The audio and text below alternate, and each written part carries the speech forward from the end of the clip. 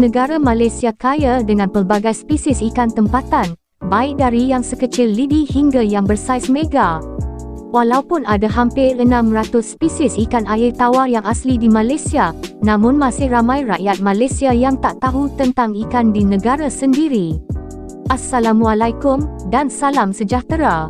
Nama saya Cik Siti Sepat. Di video ini, Siti ingin kongsikan tentang salah satu ikan tempatan, iaitu ikan kenerak.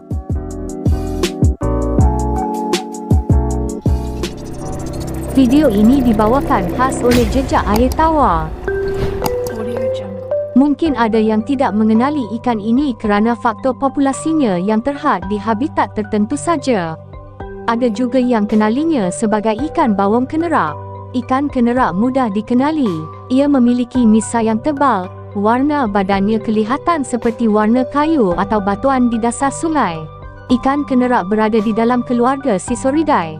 Keluarga Sisoridae berasal dari keturunan Siluriformes, iaitu keturunan yang sama bagi keluarga ikan keli, bawang, patin, tapah, dan pelbagai lagi. Taburan keluarga ini wujud dari sekitar Timur Tengah, Asia Selatan, Asia Tenggara, hinggalah ke selatan negara China. Ada 17 genus di dalam keluarga Sisoridae. Hanya 2 genus yang wujud di Malaysia, iaitu Bagarius dan Glyptophora. Ada satu spesies saja di bawah genus Bagarius yang wujud di Malaysia, iaitu Bagarius lika. Manakala, ada 4 spesies di bawah genus Glyptophora yang wujud di Malaysia, iaitu Glyptophora fuscus, Glyptophora schmidti, Glyptophora platypogonides dan Glyptophora major. Dari klasifikasi ini, kita telah ketahui bahawa ikan kenerak sebenarnya tiada kaitan dengan ikan bawang. Kerana kesemua spesies bawang berada di dalam keluarga lain, iaitu Bagridae. Bagarius lika, nama tempatannya ialah kenerak batu. Ini adalah spesies kenerak terbesar di Malaysia. Ia boleh membesar sehingga 70 inci. Disebabkan penampilannya yang berwarna begitu dan kelihatan ganas, ramai menganggap ia sebagai ikan purba.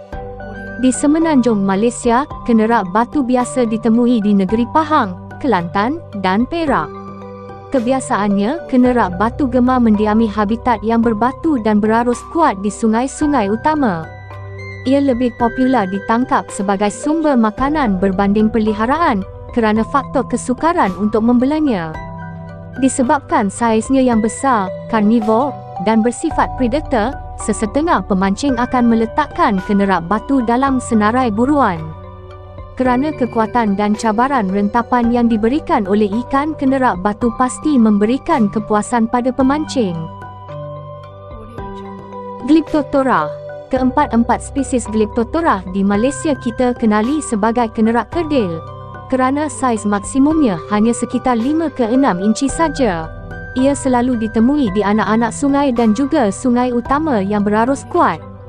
Kadangkala, ada yang menyangkakan ia anak kenerak batu kerana fizikal serta warnanya mirip anak kenerak batu.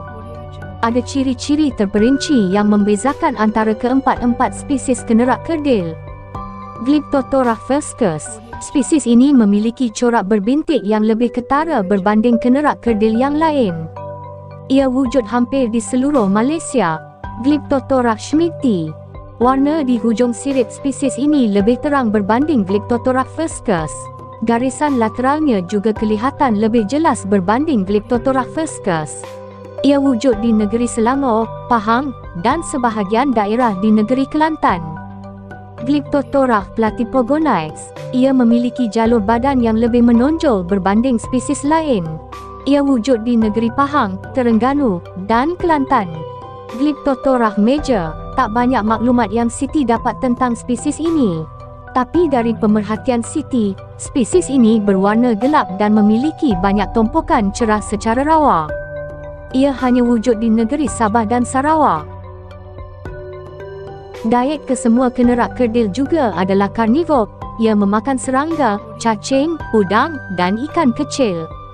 Untuk pengetahuan semua, ikan kenerak kerdil ini memiliki struktur kulit yang unik di bahagian bawah badannya.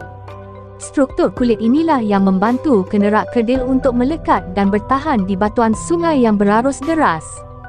Ikan kenerak batu pula agak popular sebagai santapan yang lazat.